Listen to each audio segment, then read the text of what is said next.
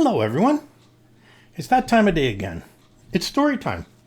I've got my frumpy reading sweater on, so I must tell a story. Oh, well, let me see what I got to drink today. Nice glass of cold water. Okay, sit back, relax, get comfortable. I'll get the book.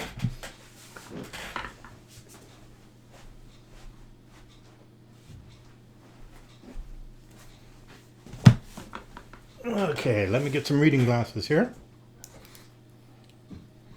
And today's story is called David's Father. And it's by Robert Munsch.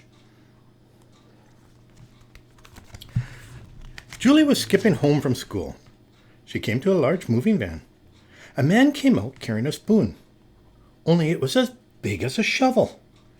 Another man came out carrying a fork, only it was as big as a pitchfork. A third man came out carrying a knife, only it was as big as a flagpole. Yikes, said Julie. I don't want to get to know these people at all. She ran all the way home and hid under her bed till dinner time. The next day, Julie was skipping home from school again. A boy was standing where the moving van had been. He said, "Hi, my name's David. Would you like to come and play?" Julie looked at him very carefully. He seemed to be a regular sort of boy, so she stayed to play.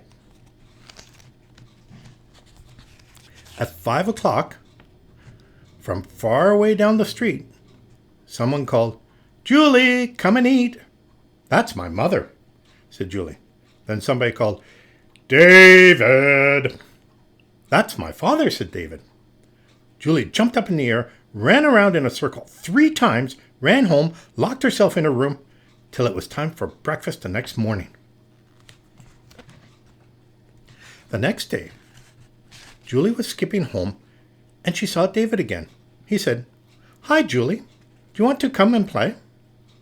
Julie looked at him very, very carefully. He seemed to be a regular boy, so she stayed and played. When it was almost 5 o'clock, David said, "Julie, please stay for dinner." But Julie remembered the big knife, the big fork, and the big spoon. "Well, I don't know," she said. "Maybe it's a bad idea. I think maybe no. Goodbye, goodbye, goodbye." "Well," said David, "we're having cheeseburgers, chocolate milkshakes, and a salad." "Oh," said Julie, "I love cheeseburgers. I'll stay. So they went into the kitchen. There was a small table with cheeseburgers, milkshakes, and salads. On the other side of the room, there was an enormous table. On it were a spoon as big as a shovel, a fork as big as a pitchfork, and a knife as big as a flagpole. "David," whispered Julie, "who sits there?" "Oh," said David, "that's where my father sits. You can hear him coming now." David's father sounded like this. Brum, brum, brum. He opened the door. David's father was a giant. On his table were 26 snails, 3 fried octopuses, 16 bricks covered with chocolate sauce.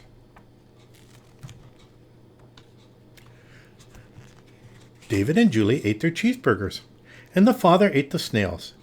David and Julie drank their milkshakes, and the father ate the octopuses. David and Julie ate their salads, and the father ate his chocolate-covered bricks. David's father asked Julie if she would like a snail. Julie said no. David's father asked Julie if she would like an octopus. Julie said no. David's father asked Julie if she would like a delicious chocolate-covered brick. Julie said no. "But please, may I have another milkshake?" So David's father made her another milkshake. When they were done, Julie said very softly, so the father couldn't hear, "David, you don't look very much like your father." "Well, I'm adopted," said David. Oh, said Julie. Well, do you like your father? He's great, said David.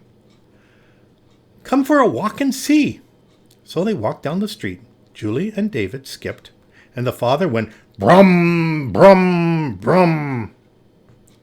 They came to a road, and they couldn't get across. The cars would not stop for David. The cars would not stop for Julie. The father walked into the middle of the road, looked at the cars, and yelled, "Stop!"